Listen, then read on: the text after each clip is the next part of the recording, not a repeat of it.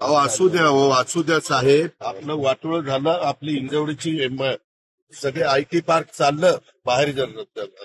माझ्या पुण्यातनं महाराष्ट्रातनं बाहेर काही तुम्हाला पडलेलं नाही. महाराष्ट्र औद्योगिकदृष्ट्या प्रगत राज्य समजलं जातं, परंतु इथला उद्योजक त्रस्त असल्याच्या चर्चा या वारंवार समोर येतात.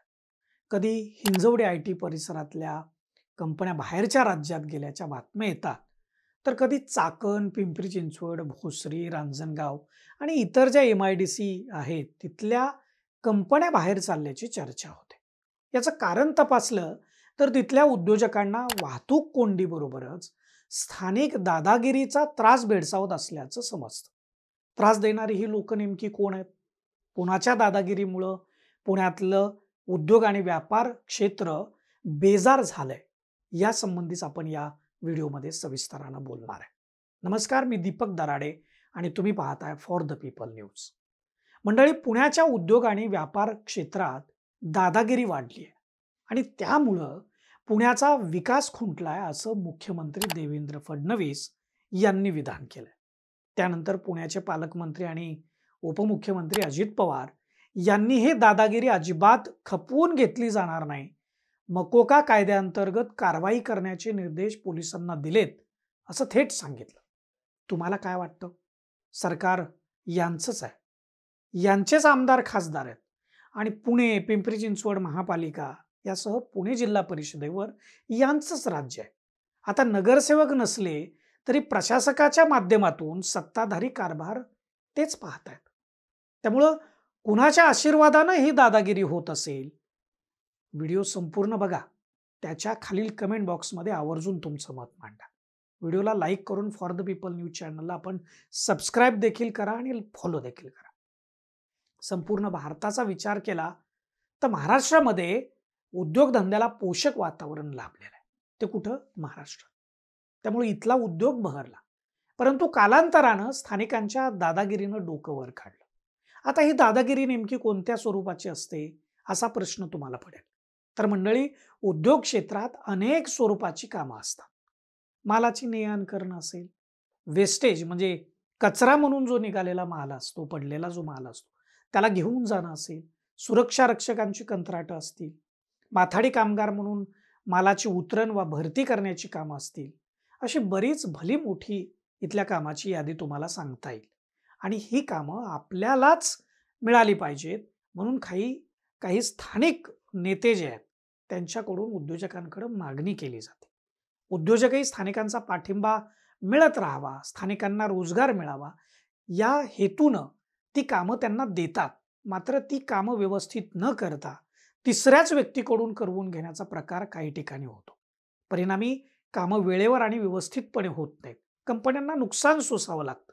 त्यानंतर संबंधित कंपनीनं ही कामं दुसऱ्यांना देऊ केली तर संबंधित स्थानिकांकडून म्हणजे त्या नेत्यांकडून कंपनीच्या अधिकाऱ्यांवर दादागिरी केली जाते. अनेकदा तर मारहाण देखील होते. आता हे जे दादागिरी करणारे लोक आहेत त्यांच्यावर राजकीय वरदहस्त असल्याशिवाय ते इतकं मोठं पाऊल उचलू शकत नाही. त्यामुळं दादागिरी करणाऱ्या लोकांना आशीर्वाद देणाऱ्या राजकीय नेत्यांना जर आवरलं तर आपोआप उद्योग व्यापार क्षेत्रातली दादागिरी संपू शकते.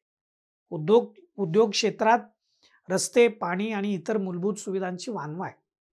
हिंजवडीतल्या IT क्षेत्रातले लोक गेल्या 10 ते 15 वर्षापासून वाहतूक कोंडीच्या कचाट्यामध्ये सापडले.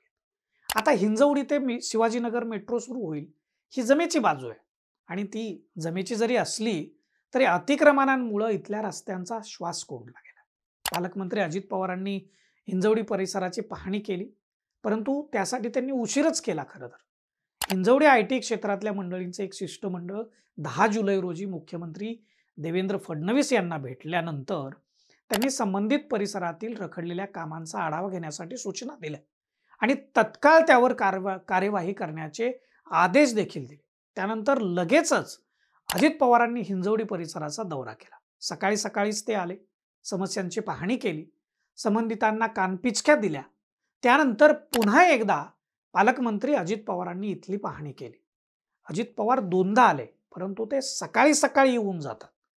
त्यांनी कामाच्या वेळेमध्ये येऊन जर इथली वाहतूक कोंडी अनुभवली तर त्यांना कळेल की इथला माणूस दररोज कोणत्या जन्माचं भोग भोगतोय. आणि केवळ उपमुख्यमंत्री अजित पवारच नाही, तर मुख्यमंत्री देवेंद्र फडणवीस असतील किंवा दुसरे उपमुख्यमंत्री एकनाथ शिंदे असतील, यांनी हिंजवडीसह महाराष्ट्रातल्या इतर सर्वच MIDC मध्ये जाऊन तिथल्या उद्योजकांशी खुला संवाद केला पाहिजे. त्यांच्या समस्या जाणून घेतल्या पाहिजेत आणि त्या 100% सोडवल्या पाहिजेत. उद्योग इथं टिकला तरच आपल्याला रोजगार भेटेल, हे विसरता कामा नये. मंडळी, मधला काही काळ जर सोडला आपण, तर गेल्या 20 वर्षात अजित पवार हेच पुणे जिल्ह्याचे पालकमंत्री आहेत. त्यामुळे उद्योग क्षेत्रात पायाभूत सुविधांची वानवा का झाली याचं आत्मपरीक्षण त्यांनी निश्चितपणे करायला पाहिजे. आता जसे ते 2दा हिंजवडीची पाहणी करण्यासाठी गेले, तसे त्यांनी वारंवार उद्योग क्षेत्राचा पाहणी दौरा करायला हवा. स्थानिक गावकऱ्यांशी देखील बोलावं, त्यांच्या अडचणी सोडवाव्यात.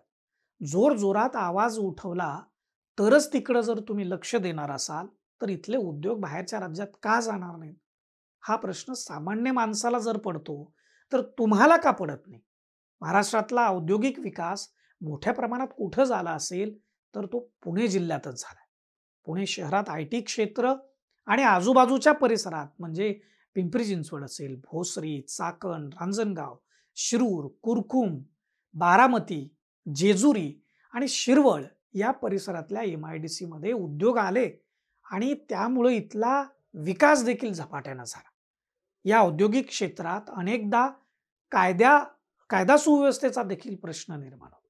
औद्योगिक क्षेत्र सुरक्षित असेल आणि तिथं पायाभूत सुविधा जर उत्तम असतील, तरच आपल्याकडे उद्योग क्षेत्रामध्ये गुंतवणूक वाढण्यास म्हणजे कोणतीच अडचण राहणार नाही. पण आता इथले उद्योग बाहेर निघालेत, याचा अर्थ काय?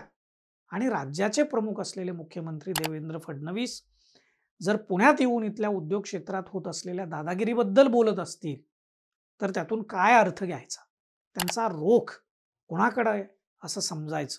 अनेक वर्ष पुण्याचे पालकमंत्री राहिलेल्या अजितदादांना तर हा सूचक इशारा नव्हता ना, अशी चर्चा आता राजकीय वर्तुळामध्ये सुरू झाली. त्याचं कारण म्हणजे मुख्यमंत्री फडणवीस यांच्या विधानानंतर विरोधी पक्षातील बारामतीच्या खासदार आणि राष्ट्रवादी काँग्रेस शरदचंद्र पवार पक्षाच्या कार्याध्यक्षा सुप्रिया सुळे आणि आमदार रोहित पवार यांनी तत्काळ यासंबंधी त्यांचं मत व्यक्त केलं.